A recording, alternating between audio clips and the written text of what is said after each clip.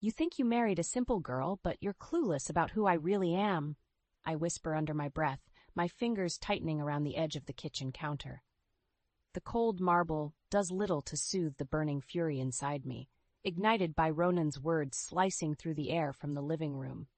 His laughter, laced with disdain, seeps through the walls, a stark contrast to the silence enveloping me in my refuge. I mean, Alara's great and all, but she's not exactly the brightest. Got lucky marrying into our family, if you ask me, Ronan boasts on the phone, his voice dripping with a condescension that's become all too familiar. My heart races, every beat a reminder of the drastic shift our marriage has taken. From the charming suitor who'd once courted me with grand gestures and sweet nothings, to the man who now finds sport in belittling his wife to his friends. The transformation wasn't overnight, but the descent from indifference to outright contempt and control was swift. Working in my mother's boutique was supposed to be a temporary arrangement, a way to help out while searching for something more aligned with my degree. Yet here I stand, years later, still folding clothes and dodging my husband's barbs about my lack of ambition. If only you knew, I mutter to the empty room, a bitter laugh escaping my lips. Ronan's voice grows louder, pulling me from my thoughts. Honestly, thought her family had more money. You know, with the boutique and all. Turns out, not so much. The revelation stings, not because of the truth in his words. Our financial struggles are no secret to me, but because of the implication. He married me under false pretenses, his affections as fabricated as the persona he paraded during our courtship. The facade crumbles a little more each day, revealing the true extent of his expectations. A hefty dowry, and a wife who would bend to his every whim. But beneath the veneer of the compliant spouse, a storm brews, fueled by the discovery of his hidden debts and gambling habits. The weight of his duplicity presses down on me, a constant reminder of the life I've been ensnared in. A plan begins to form, vague and unrefined, but it's a start. A way out of the shadows, to cast light on the man behind the mask. The thought is both terrifying and exhilarating. Patience, I remind myself, echoing my mother Sylvia's advice. She doesn't know the full extent of Ronan's transgressions, but she's always sensed the turmoil beneath my calm exterior. The sound of Ronan ending his call pulls me back to the present, the immediate need to conceal my turmoil paramount. I straighten, schooling my features into a mask of indifference before stepping back into the living room. Ronan doesn't spare me a glance, too engrossed in his phone, and for a moment, I'm grateful for the neglect. The evening passes with minimal interaction, a dance we've perfected over the months. But as I lay in bed, Ronan's snores filling the room, I can't help but feel the shift within me. The veil has lifted, and with it, the resolve to no longer be the victim in my own story. Tonight, the seeds of rebellion are sown, watered by the bitter tears of realization and the silent vow of retribution. Tomorrow, I begin to fight back, armed with the truth and the determination to reclaim my life from the ruins of a marriage built on deceit. The sun hadn't even crept through the curtains before Ronan's voice pierced the morning silence, a harbinger of the storm to come. "Alara, what's this? The coffee tastes like mud." His words, sharp and unforgiving, sliced through the last remnants of sleep clinging to my consciousness. I must have mixed up the measurements, I stammer, my voice barely above a whisper as I rush to his side, mug in hand.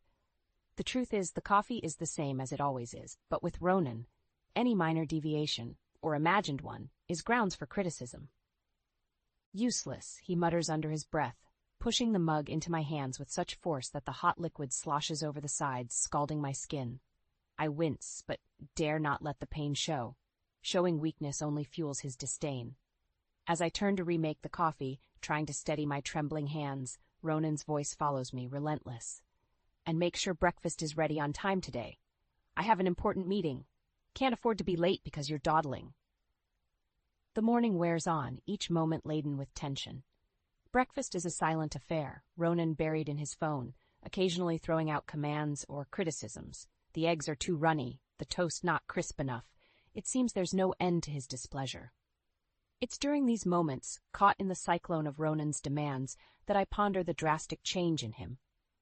The man I married, who once spoke of love and partnership, now sees me as little more than a servant in his grand scheme of life. The realization stings, a bitter pill swallowed daily. The door slams shut behind him, a temporary reprieve from his tirades. But the silence left in his wake is heavy, a constant reminder of the farce my life has become. I clear the breakfast dishes, my movements automatic, thoughts miles away. It's in this mechanical state that I find the envelope, used hidden beneath a pile of unopened bills, a reminder of another of Ronan's secrets. His gambling habits, once a mere whisper of concern, have ballooned into a full-blown storm, threatening to engulf us both. The numbers scrawled across the bills are astronomical, figures that we can't possibly hope to cover with the boutique's modest earnings and Ronan's dwindling salary. I sit, the weight of the envelope in my hands, a tangible symbol of the lies and deceit that have woven their way through our marriage. It's this moment, this tangible proof of Ronan's betrayal, that solidifies my resolve. No longer can I stand idly by, a spectator in my own life. The day drags on, each tick of the clock a reminder of the evening confrontation that awaits. When Ronan returns, his mood is foul, the remnants of whatever transpired at his meeting written clearly across his face. Before I can brace myself, he's upon me, his words a torrent of blame and anger. Do you have any idea how much pressure I'm under? And what do I come home to? A wife who can't even make a decent cup of coffee. The accusations sting, but they also fuel a fire within me. Ronan, we need to talk about the bills. The gambling debts. We can't. He cuts me off with a scoff, his eyes narrowing. Oh, so now you're keeping tabs on me? I work day in, day out, and this is the thanks I get? The argument spirals, his anger a palpable force that threatens to consume the room. But amidst the chaos, a clarity settles over me. This isn't just about surviving Ronan's tirades anymore. It's about reclaiming my life, piece by shattered piece. I won't let you drag us down with your debts, I assert, my voice steadier than I feel. We're going to fix this, but not like this. Not with lies. Ronan's response is a sneer, a promise of more battles to come. But as I stand my ground, I realize that this is just the beginning. The facade of our marriage has crumbled, revealing the rot beneath. And it's up to me to clear the wreckage, to forge a path out of the despair Ronan has cloaked us in. A year into our marriage, the facade of harmony has not just cracked but shattered, revealing the grim reality of our union. Ronan's abuse, both verbal and emotional, has escalated, pushing me into a corner of isolation and despair. Yet, it's in this darkness that a plan begins to take shape, a beacon of hope in the relentless storm. Sitting across from my mother, Sylvia, in the dim light of the boutique after hours, I finally muster the courage to voice the truth. Mom, Ronan's not who we thought he was. The gambling, the debts, it's worse than I ever imagined. Sylvia's expression, a mix of concern and resolve, doesn't waver. Alara, you've been carrying this burden alone for too long. It's time we face this head on. But how? He's made it clear he won't change. And now there's talk of selling the boutique to cover his debts. I confess, the words tasting bitter on my tongue. We won't let that happen, Sylvia asserts, her voice firm. It's time Ronan understood the consequences of his actions. We've been silent for too long. The strategy we devise is simple, yet daring. We'll confront Ronan, not with accusations, but with the stark reality of our financial situation. It's a gamble, but one we're willing to take to expose his true motives. The opportunity presents itself one evening when Ronan, in a rare moment of calm, mentions the boutique. Alara, we need to talk about selling. It could solve a lot of our problems. Standing in our living room, I feel Sylvia's supportive presence behind me as I face him. Ronan, the boutique isn't the problem, it's the solution. Your gambling is what's brought us here. Ronan's reaction is immediate, his face contorting with anger. So this is my fault? I'm working day and night, and you blame me? It's not about blame. It's about reality. Your debts are drowning us, and selling the boutique won't fix that, I reply, my voice steady despite the shaking of my hands. Sylvia steps forward, her demeanor unyielding. The boutique has been in our family for generations. It's not just a business, it's our legacy, and we won't let it be destroyed by recklessness. Ronan's gaze shifts between us, a mixture of surprise and defiance in his eyes. You think you can dictate what I do? It's my name on the line. But it's our lives at stake, I counter, emboldened by my mother's strength. We're willing to work with you, Ronan, but not at the expense of our future. The standoff ends with Ronan storming out, his threats echoing behind him. But in his absence, a sense of unity fortifies between my mother and me. For the first time in months, I feel a flicker of hope. The following days are tense, with Ronan's mood swinging wildly. Yet there's a shift in the air, a sense that the tide may be turning. My resolve hardens with each passing moment, the plan to expose Ronan's true motives gaining clarity.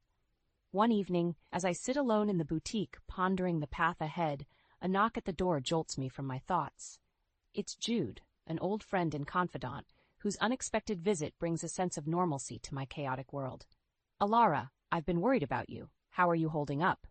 Jude's concern is genuine, a balm to the wounds inflicted by months of turmoil. It's complicated.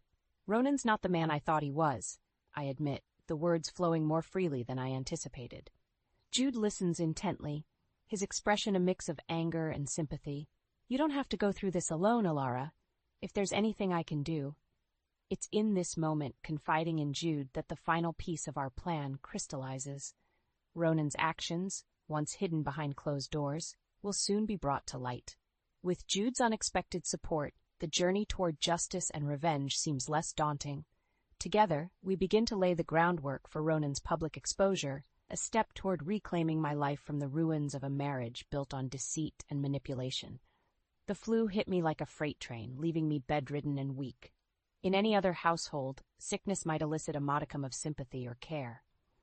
But in mine, it's seen as nothing more than an inconvenience, a failure to fulfill my duties as Ronan's wife. "Alara, this place is a mess," Ronan barks, his voice booming through the small, dark, cluttered apartment that's felt more like a prison than a home these past months. "And what's this? You're still in bed?" It's nearly noon. Struggling to sit up, I clutch the blanket tighter around my shivering body.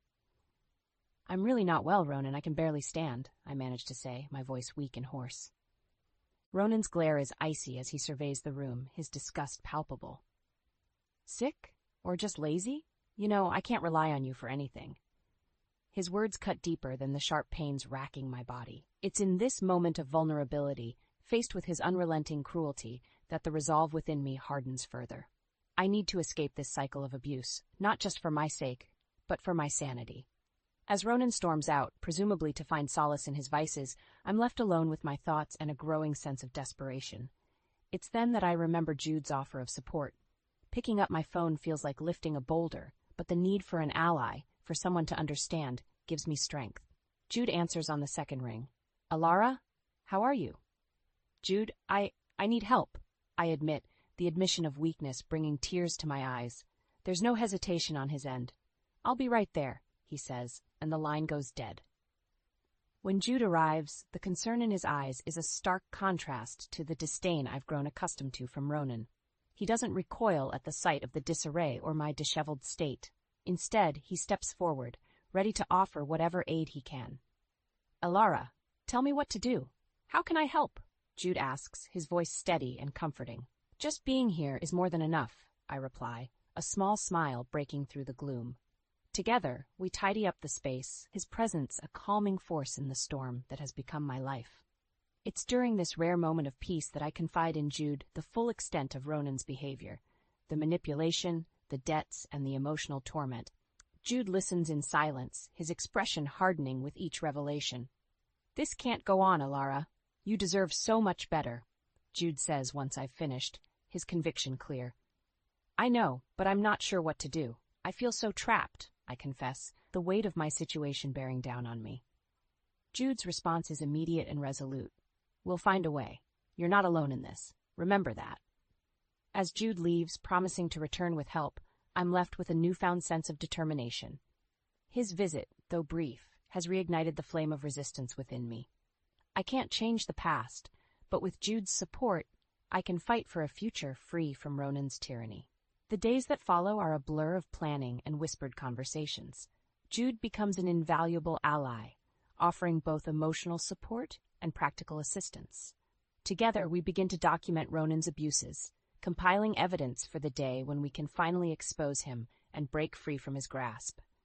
It's a dangerous game we're playing, one fraught with risk and uncertainty, but the alternative, a life of continued abuse and despair, is no longer an option. With each passing day, my resolve strengthens, fueled by the support of my unlikely ally and the hope for a brighter future. The path to freedom is fraught with obstacles, but for the first time in a long time, I dare to believe that escape is within reach. Jude's unexpected visit had breathed new life into my wilted spirit, his presence a beacon of hope in the unending night that had become my existence. It was during one of these visits, as we sat plotting our next move in the quiet sanctuary of my mother's boutique after hours, that fate decided to twist the knife a bit further. Ronan, in a rare and unforeseen move, decided to grace the boutique with his presence.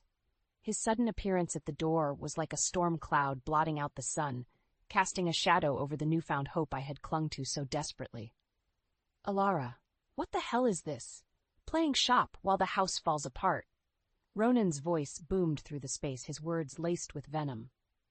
Jude, ever the pillar of calm in the face of adversity, stood beside me, an unwavering ally against Ronan's tempest. "Everything's under control, Ronan. Maybe you should head back," Jude suggested, his tone firm yet diplomatic, a stark contrast to Ronan's aggression. Ronan's eyes narrowed, his gaze flitting between Jude and me, suspicion igniting like wildfire in his eyes. "And who are you to tell me what to do? Another of Alara's little projects?" The tension in the air was palpable, a tangible force that seemed to squeeze the very breath from my lungs. Yet, despite the fear that clawed at my insides, a spark of defiance flickered to life. "Jude is a friend, someone who actually cares about my well-being," I retorted, my voice stronger than I felt. Ronan's laugh was cruel, a sound that sent shivers down my spine. "A friend, huh? Don't make me laugh. You're pathetic, Alara, both of you." It was then, amidst the torrent of Ronan's insults, that Jude did something unexpected. He pulled out his phone, subtly positioning it to capture the tirade. Ronan, too caught up in his own fury, failed to notice the silent witness documenting his every word. As Ronan stormed out, leaving a trail of bitter words in his wake, Jude turned to me, his expression grave. "I got it all on video, Alara. This could be what we need to expose him." The realization of what Jude had done, of the weapon we now possessed, was overwhelming. A mixture of fear and exhilaration flooded through me, the implications of our actions both terrifying and thrilling. "Thank you, Jude. I don't know what to say." Jude's smile was gentle, a balm to the chaos that had erupted. "You don't have to say anything. Just know you're not alone."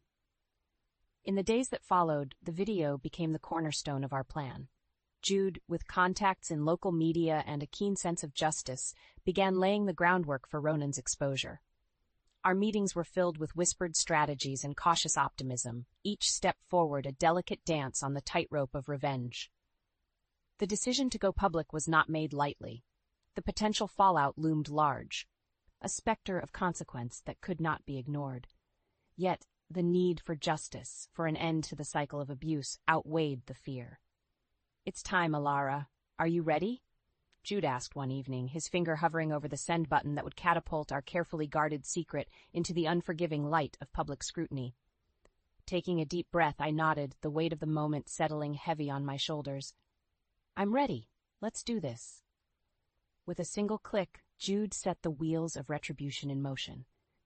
The video, a damning testament to Ronan's true nature, was sent spiraling into the digital ether, a harbinger of the storm to come. As we waited for the inevitable backlash, a sense of peace settled over me. For the first time in what felt like an eternity, I dared to hope for a future free from the shadows of Ronan's tyranny. The battle was far from over, but with Jude by my side, I felt invincible. Together, we had ignited the flame of justice, and now there was no turning back. The morning after sending the video felt like the calm before the storm. The silence was almost deafening, a stark contrast to the chaos I knew was brewing on the horizon. Jude and I met at the boutique, our unofficial war room, waiting for the inevitable explosion that would come once Ronan discovered his sins laid bare for all to see. It wasn't long before the first signs of the tempest appeared. My phone buzzed relentlessly, notifications flooding in as the video spread like wildfire across social media platforms. The local news had picked up the story, amplifying it further, the headline screaming betrayal and deceit. Alara Morris exposes husband's abuse and deceit. It read, a simple yet powerful declaration of my stand against Ronan. As the world watched, Ronan's carefully constructed facade crumbled. Friends, colleagues, and even strangers voiced their support for me, their words a balm to the wounds inflicted over the years. But with the support came backlash, Ronan's defenders crawling from the woodwork, their words sharp and unforgiving. I was preparing for another day at the boutique when Ronan stormed in, his face a mask of rage and humiliation. "You've ruined me, Alara," he spat, his voice trembling with fury. "How dare you air our dirty laundry for the world to see?" Standing my ground, I met his gaze, the fear that once would have crippled me, now replaced by a steadfast resolve. "No, Ronan, you did this to yourself. I'm just shedding light on the truth." The confrontation was intense, Ronan's anger clashing with my newfound strength. Jude was there, a silent sentinel, ready to intervene if necessary. But it was clear Ronan's power over me had diminished, his threats empty in the face of my determination. "You'll pay for this," Ronan hissed, a final desperate attempt to regain control. But his words no longer held sway over me. "I already have, Ronan. Now it's your turn." The fallout from the video was swift and merciless. Ronan's professional life unraveled as his employer, faced with public pressure, terminated his position. His social circle, once a fortress of support, crumbled as friends and acquaintances distanced themselves, unwilling to be associated with a man exposed as an abuser and manipulator. With each passing day, the reality of his situation seemed to weigh heavier on Ronan, his once confident demeanor replaced by a sullen, defeated air. The tables had turned, and the predator found himself the prey, isolated and ostracized by the very community he had once dominated. For me, the days became a blur of interviews and meetings, my story a rallying cry for those who had suffered in silence. The support was overwhelming, a testament to the power of truth and the resilience of the human spirit. As Ronan's world collapsed around him, a sense of vindication filled me. It wasn't joy. There was no joy in the pain and suffering that had led to this moment, but a deep, profound sense of justice. For too long, I had lived in the shadows of Ronan's tyranny, but no more. The battle was far from over. Legal proceedings loomed on the horizon, a daunting path fraught with its own challenges. But as I stood in the boutique, now a beacon of hope and defiance, I knew I was ready to face whatever came next. With Jude by my side and a community of supporters behind me, I stepped into the light, a survivor no longer defined by the abuse I had endured, but by the strength I had found in my fight for justice. Ronan's downfall was not the end of my story, but the beginning of a new chapter, one written on my terms, in my voice. The repercussions of Ronan's exposure reverberated far beyond the initial shockwave, eroding the very foundation of his existence. His professional downfall was swift, a stark reminder of the consequences of his actions. But it was the personal fallout that truly marked the beginning of his undoing. Ronan, once a fixture in social circles, now found himself ostracized, a pariah in the community he had dominated. The isolation was a bitter pill to swallow, each day a reminder of the empire of lies he had built and lost. I watched from a distance, my resolve unshaken, as Ronan grappled with his new reality. The boutique became my sanctuary, a place of strength and solidarity. Jude was a constant presence, his support unwavering as we navigated the aftermath together. It was during one of our strategy sessions that Ronan made his last desperate attempt to regain control. He barged into the boutique, his eyes wild with desperation. "Alara, you have to stop this. You're destroying everything." His plea was met with cold indifference. "You did this to yourself, Ronan. I'm just seeking justice." Ronan's gaze flickered between Jude and me, searching for any sign of weakness. But there was none to be found. "You'll regret this," he muttered, a hollow threat that no longer held any power. The legal proceedings were grueling, a drawn-out battle that tested my limits. But with each passing day, I grew stronger, more confident in my pursuit of justice. Ronan's attempts to undermine me fell on deaf ears, his credibility shattered by his own actions. As the divorce settlement was finalized, I couldn't help but feel a sense of relief wash over me. The court awarded me a substantial portion of Ronan's assets, a small compensation for the years of deceit and abuse. But it was more than just financial security. It was a symbol of my victory over Ronan, a tangible proof of my newfound independence. "You're free now, Alara," Jude said, his voice filled with pride. The words resonated deep within me, a beacon of hope in the aftermath of the storm. "I know," It's finally over. In the months that followed, Ronan's life continued to unravel. His attempts to rebuild his reputation were futile, the stain of his actions indelible. The man who had once held so much power was now a shadow of his former self, struggling to navigate a world that had turned its back on him. For me, the end of my marriage to Ronan marked the beginning of a new chapter. The boutique thrived, a testament to my resilience and determination. And with each passing day, I found strength in my independence, my spirit no longer weighed down by the chains of the past. As I stood in the boutique, surrounded by friends and supporters, I couldn't help but reflect on the journey that had brought me here. The road had been long and fraught with challenges, but I had emerged stronger, a survivor in the truest sense. "Here's to new beginnings," Jude toasted, raising his glass in a salute. I smiled, my heart full of gratitude for the support that had carried me through the darkest of times. "To new beginnings," I echoed, my voice steady and sure. The battle was over, but my story was just beginning. A story of hope, of courage, and of a woman who refused to be silenced. Ronan's downfall was not just a victory for me, but for all those who had suffered in silence, a beacon of light in the darkness. As I looked around at the faces of my friends and supporters, I knew that this was not the end, but a new beginning. A chance to rebuild, to dream, and to live a life free from the shadows of the past. In the aftermath of Ronan's downfall, life began to take on a new rhythm, one marked by peace rather than turmoil. The boutique, once a silent witness to my suffering, became a vibrant hub of creativity and empowerment. With each passing day, I found myself stepping more confidently into the role of proprietor, my mother's legacy now firmly in my hands. It was during a quiet morning, the sun casting a warm glow over the newly arranged displays, that Sylvia approached me, her eyes shining with unspoken pride. "You've done well, Alara. Your strength has turned this place into more than just a boutique. It's a symbol of hope." Her words, simple yet profound, filled me with a sense of accomplishment. "Thanks, Mom. It feels good to be free to make a difference." The boutique had become more than just a business. It was a community. Women from all walks of life came not just to shop, but to share their stories, finding solace and strength in the solidarity we offered. And as my story became known, the boutique's mission evolved, transforming into a beacon for those seeking to reclaim their lives from the shadows of abuse. One afternoon, as I was rearranging a window display, a familiar face appeared on the other side of the glass. Jude, his supportive presence a constant throughout my journey, stepped inside, a smile playing on his lips. "Looks like you've turned this place into something truly special, Alara," he commented, his gaze sweeping over the vibrant interior. I smiled, acknowledging the truth in his words. "It's become more than I ever imagined, and it's all thanks to the support of friends like you." Jude's smile widened. "I wouldn't have missed it for the world. You've turned your pain into something powerful, Alara. You should be proud." Our conversation was interrupted by the arrival of a customer, a young woman whose eyes held a familiar flicker of resolve.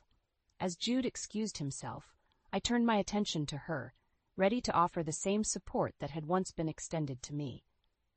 The boutique was not just a place of business. It had become a sanctuary, a place where stories of pain and resilience were woven into the very fabric of its existence.